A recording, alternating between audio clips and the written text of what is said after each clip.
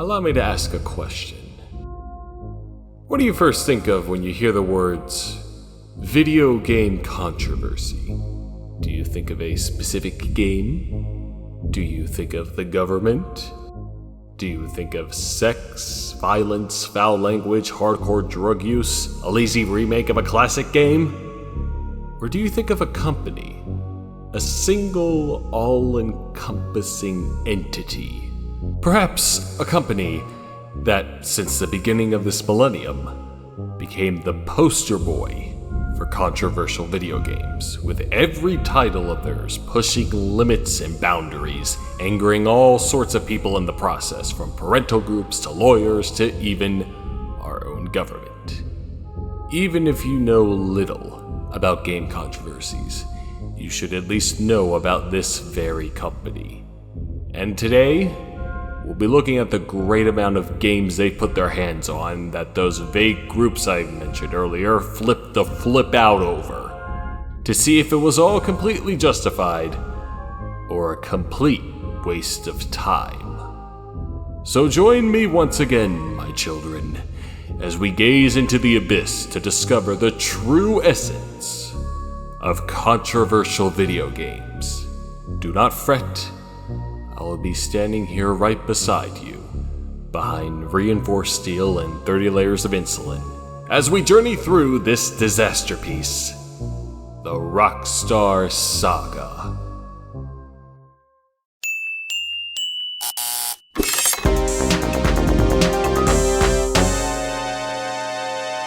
You mighty fine piece of ass! What? This is the only way I can do this without passing out, alright? Now shut up.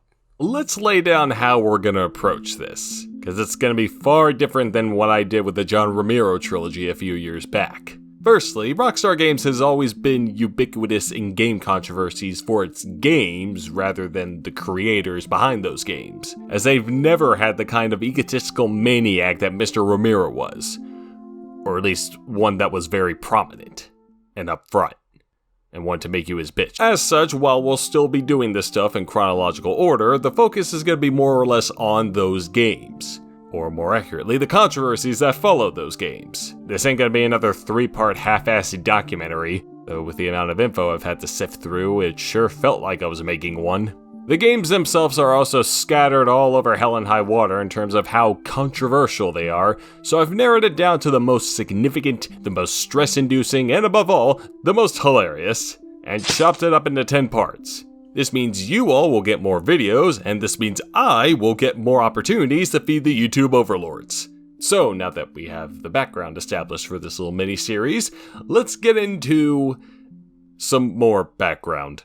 Rockstar Games, the publisher itself, and not one of the 90 subsidiaries it's acquired since then, was established in 1998. Their rebranding of BMG Interactive, formed after Take-Two Interactive acquired them through their parent company, BMG Entertainment. At the helm of the company were the likes of Terry Donovan, Jamie King, Gary Foreman, and of course, the dynamic duo known as the Hauser brothers, respectively Sam and Dan Hauser. Rockstar carried over a good chunk of franchises with them during this whole transformation, and of course, that included the one and only Grand Theft Auto. Developed by DMA Design, previously known for the Lemmings series, the free-roaming driving game revolutionized the action game genre. But enough about Driver, which wasn't by DMA and wouldn't come out until 2 years later. While GTA and its sequel and expansion packs did eventually sell over 1 million copies overall, none of them really had the lasting impact of later entries. Or were really that good, to be honest. Like, I have both games on the PS1, which is probably not the most ideal way to play them. Didn't convince me that playing the higher quality PC versions would make for a better experience. I mean, just look at it. Most damning, though, there weren't no controversy. And if there weren't no controversy, why bother talking about it? Actually, even, the game was condemned in Britain, France, and Germany, and was banned in Brazil, and even condemned by one pedophile. So, you are wrong, and incorrect, and a bitch. Oh, sorry. I forgot about that. Well, allow me to offer my usual response to that kind of stuff. Eat slurry. No, the GTA series wouldn't get the massive notoriety it practically thrives on until the third entry, when it fittingly entered the third dimension. DMA Design were still DMA Design, and they wanted to evolve the series from its quaint roots, expanding everything it had done to that point to its limits while adding in several new gameplay and presentational elements, and hoping something good would come out in the process. The team of 23 worked endlessly for years, and at points were forced to cut out certain parts due to reasons, so it was a lot of hard work. But by the end of 2001, they were ready to introduce their immaculate creation into society. And on October 22nd of that very year, they shoved it out onto the still burgeoning PlayStation 2 console. That game, of course, was Grand Theft Auto 3. GTA 3 was a watershed moment for video games. A free-roaming action driving game it remains, but with the new third-person 3D perspective combined with the smoothness and polish necessary to make it a hit, as well as a big open sandbox world. Sure, if you want to be technical, Driver 2 kinda beat it to the punch in that regard, but it had no gunplay to enhance the epic action, and it's also really slow and dull and dull and boring and slow and dull. Did I mention boring? Here, you have as much freedom as the game allows you to have. It was a revolutionary landmark for the medium and highly acclaimed upon release. 2 decades later, it's okay. As the formula had been copied a bajillion times since then, especially with its sequels, or hell, the actual originator for this action game niche, GTA 3 would always be destined to age like fine milk. But having played the PC version years ago, and looking through the footage of such, because I'm not going to waste any time re-recording it, I still think it's a fun little diversion. Certainly repetitive and annoying in places, yet also funny and very chill too. The hell is up with the soundtrack though? I know licensing songs is dummy expensive, but cuts from the Scarface soundtrack, and a bunch of drum and bass, was that really all you could scrounge up? Regardless, the game was insanely popular, sold a buttload of copies, and pushed Rockstar straight into the spotlight. Yet while they could enjoy the immense success all they wanted, disapproving eyes loomed in the background. And before long, their presence became known to all. See, the fact that you can do anything in this game, in big quotations, was a double-edged sword. Because while killing innocent pedestrians and getting them hookers was completely optional, what mattered was that you had the ability to do that in the first place. And in such a gruesome manner at that. Well, gruesome for the time at least. Lots of folks were appalled at the idea and execution of these gameplay elements, resulting in multiple articles, think pieces, and even a short spot on Saturday Today on NBC weekdays at 5. Where they came to the conclusion that GTA 3 was a game where you perpetrate crime, and you advance through it by getting more proficient at perpetrating crime. You know something? I can't argue with that logic. That's pretty much how the game works. You start as a criminal at their lowest point and work your way up to the top through crime. It's a very generalized statement, but I agree that's definitely what you do. And so did retailers, apparently, as GTA 3 was also single-handedly responsible for stores like Walmart beginning to ID anyone purchasing M-rated games like this. Elsewhere, the intense violence and prostitution elements were too much for Nanny Australia, so they smacked it with an RC rating. Rockstar eventually got them to accept the modified version with the gore and horrors removed, even though... I'll bring it up later. So yeah, GTA 3's popularity was also a double-edged sword. The game broke a lot of boundaries and crossed a lot of lines. Hell, I may even agree with GameSpy here to an extent, rest in peace. GTA 3 may very well have been the most offensive and controversial game of that year. Cause, can you think of anything else like it before it came out? Or anything that was controversial for these kinds of reasons? Not Soldier of Fortune, not Kingpin Life of Crime, not even Postal. Okay, maybe a little bit, but actually more so Postal 2, which wasn't released until 2 years afterwards, so... But anyway, granted, this is what boundary-breaking games like this normally do. And honestly, it'd be weird if the game just flew past the controversy radar here. It's not like the devs were taken aback by this controversy either. They were fully aware of how violent the game was, 'cause they made it. They also had a much softer take on the whole discussion, calling all the violence in the game pure fantasy and over the top, with the true focus being you dealing with other criminals to get back at your ex who shot you in the face, which is something I also agree with. Yeah, it's violent, it's sadistic, it's sick, disgusting, and all that hokey banter. But it's completely unrealistic and even satirical at times in how it portrays this violence. And trust me, 10 minutes into one GTA game and you're not gonna give a shit about who you mow down. Every single one of these mofos are dicks.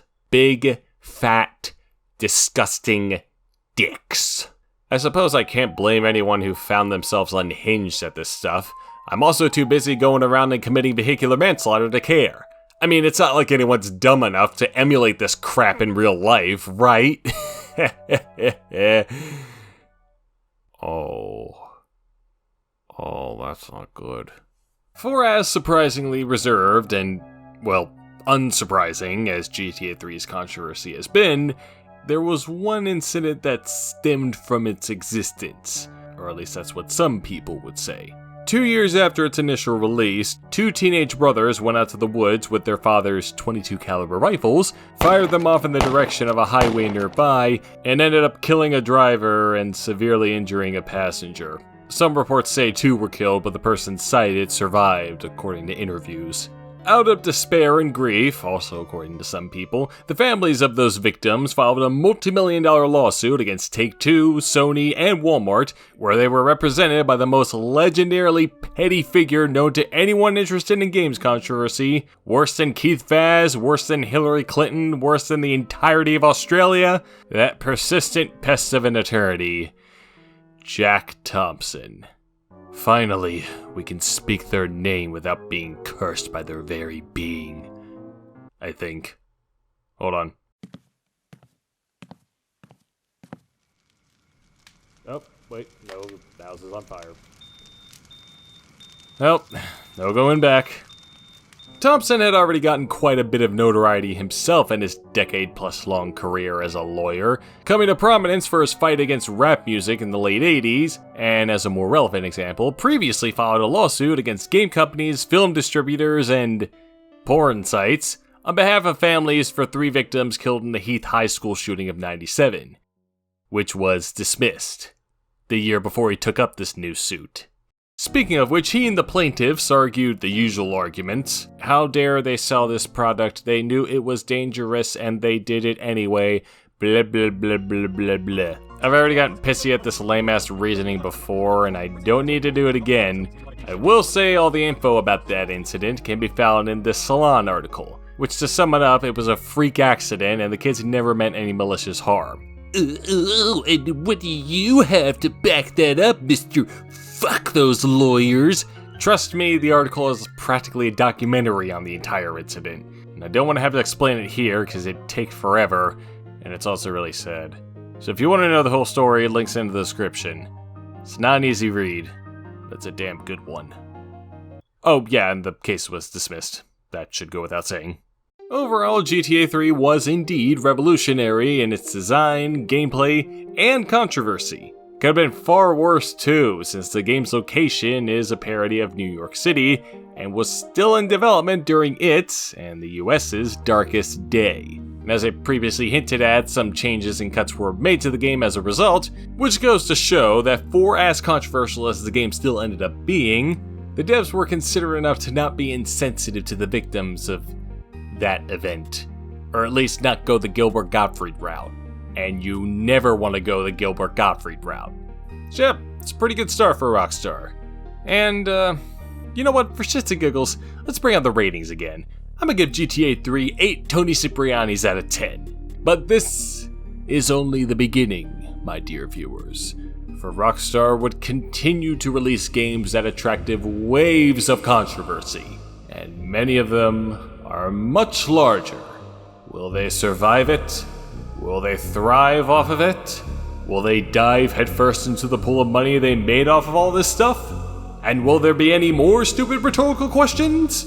You'll have to find out in the next part, which isn't gonna take another 6 months to come out, so you don't have to worry there. At least I hope not.